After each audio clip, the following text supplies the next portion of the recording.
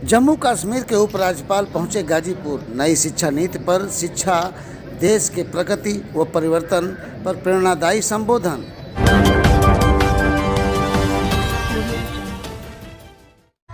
जम्मू कश्मीर के उपराज्यपाल गाजीपुर के विकास पुरुष मनोज सिन्हा जी ने जनपद के कई कार्यक्रमों में उपस्थित हो गाजीपुर के शिखड़ी मदन मोहन मालवीय कॉलेज में उन्होंने शिक्षा और तकनीक पर छात्र छात्राओं को संबोधित किया। एक निजी आई हॉस्पिटल का भी शुभारंभ किया।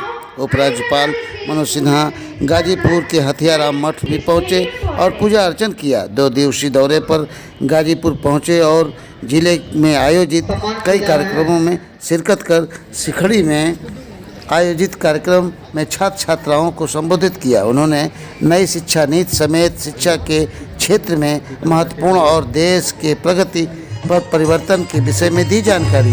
आइए सुनाते हैं उन्होंने अपने संबोधन में क्या कहा। 60,000 MBBS की नई सीटें आप जैसे नौजवानों को पढ़ने के लिए प्रधानमंत्री जी ने उपलब्ध कराई। मित्रों, आप सबको मालूम है आज ब्रॉडबैंड सब्सक्राइबर्स गांव में बैठ करके भी डेटा का इस्तेमाल आप लोग कर रहे हैं। पहले ऑयल की जो कीमत होती थी, ऑयल मैंने पेट्रोल डीजल, मैं समझता हूं कि आधुनिक ऑयल आज डेटा हो गया। और आपको मालूम है 6 करोड़ से ज़्यादा ब्रॉडबैंड सब्सक्राइबर यहाँ रह रहे हैं। अमेरिका और चीन मिलकर के जितने डेटा का इस्तेमाल करते हैं उससे ज़्यादा इस्तेमाल भारत का नौजवान, भारत के लोग कर रहे हैं। आज गर्व का विषय देश के लिए है कि G20 देशों की अध्यक्षता का कार्यक्रम पहली बार भारत में हो रहा है। हमें अवसर मिला। G20 एक ऐसा समूह है दुनिया का जिसमें दुनिया की 85% आबादी रहती है। दुनिया का 75% 3/4 व्यापार यही देश करते हैं। एक ऐसा अवसर मिला है इस देश को जिसमें हम अपने देश की संस्कृति, कला को प्रदर्शित कर सकते हैं।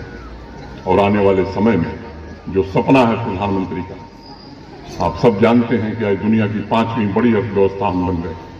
जिस देश के कभी हम गुलाम हुआ करते थे, इंग्लैंड, उसकी अर्थव्यवस्था को पीछे छोड़ते हुए दुनिया की 5वीं बड़ी अर्थव्यवस्था हम बने। और जब बात प्रधानमंत्री जी करते हैं आत्मनिर्भर भारत की, तो लक्ष्य रखा है उन्होंने कि दुनिया की तीसरी बड़ी अर्थव्यवस्था हमें बनना है। और ये तीसरी बड़ी अर्थव्यवस्था मित्रों, ये आप बनाने वाले हैं।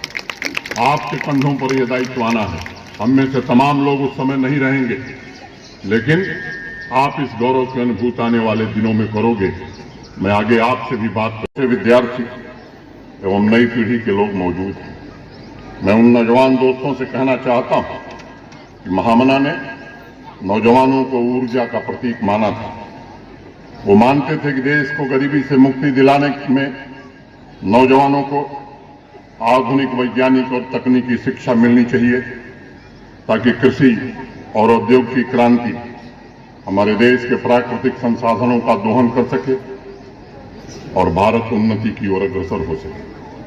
26 जनवरी 1920 को काशी हिंदू विश्वविद्यालय के अपने दीक्षांत भाषण में महामना ने कहा था विद्यार्थियों कि इस योग्य विद्यार्थियों को बनाया जाना चाहिए कि वे किसी न किसी उपाय से अपना जीविकोपार्जन कर सकें।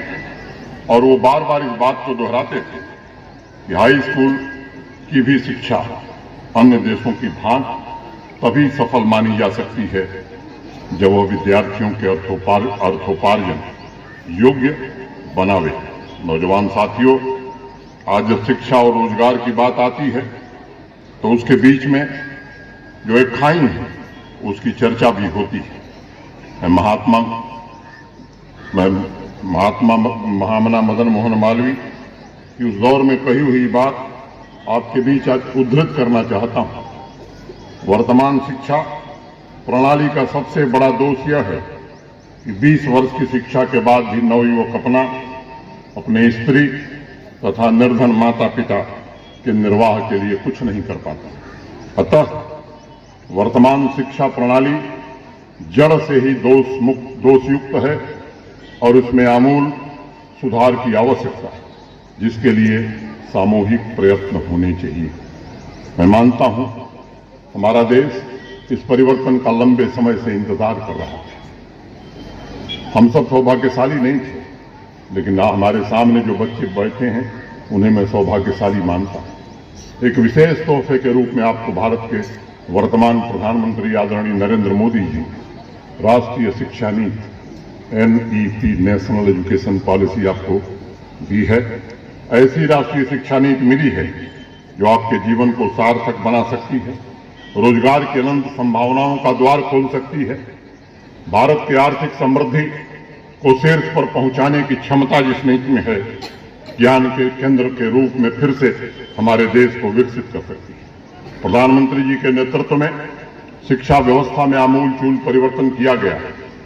कार्य क्षेत्र में देखें तो पिछले 8 वर्षों में 60,000 MBBS की नई सीटें आप जैसे नौजवानों को पढ़ने के लिए प्रधानमंत्री जी ने उपलब्ध कराई।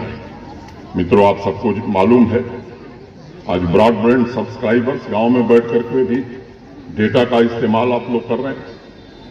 पहले ऑयल की जो कीमत होती थी, ऑयल मैंने पेट्रोल डीजल, मैं समझता हूं कि आधुनिक ऑयल आज डेटा हो गया। और आपको मालूम है 6 करोड़ से ज्यादा ब्रॉडबैंड सब्सक्राइबर यहां रह रहे हैं। अमेरिका और चीन मिलकर के जितने डेटा का इस्तेमाल करते हैं उससे ज्यादा इस्तेमाल भारत का नौजवान, भारत के लोग कर रहे हैं। आज गर्व का विषय देश के लिए है कि G20 देशों की अध्यक्षता का कार्यक्रम पहली बार भारत में हो रहा है। हमें अवसर मिला। G20 एक ऐसा समूह है दुनिया का जिसमें दुनिया की 85% आबादी रहती है। दुनिया का 75% 3/4 व्यापार यही देश करते हैं। एक ऐसा अवसर मिला है इस देश को जिसमें हम अपने देश की संस्कृति, कला को प्रदर्शित कर सकते हैं। और आने वाले समय में जो सपना है प्रधानमंत्री का, आप सब जानते हैं कि आज दुनिया की 5वीं बड़ी अर्थव्यवस्था हम बन गए। जिस देश के कभी हम गुलाम हुआ करते थे, इंग्लैंड, उसकी अर्थव्यवस्था को पीछे छोड़ते हुए दुनिया की 5वीं बड़ी अर्थव्यवस्था हम बने। और जब बात प्रधानमंत्री जी करते हैं आत्मनिर्भर भारत की, तो लक्ष्य रखा है उन्होंने कि दुनिया की तीसरी बड़ी अर्थव्यवस्था हमें बनना है। और ये तीसरी बड़ी अर्थव्यवस्था मित्रों, ये आप बनाने वाले हो। आपके कंधों पर यह दायित्व आना है। हम में से तमाम लोग उस समय नहीं रहेंगे, लेकिन आप इस गौरव की अनुभूति आने वाले दिनों में करोगे। मैं आगे आपसे भी बात टीम न्यूज़ टुडे 24 बने रहे ऐसी ताज़ा तरीन खबरों के लिए। नमस्कार।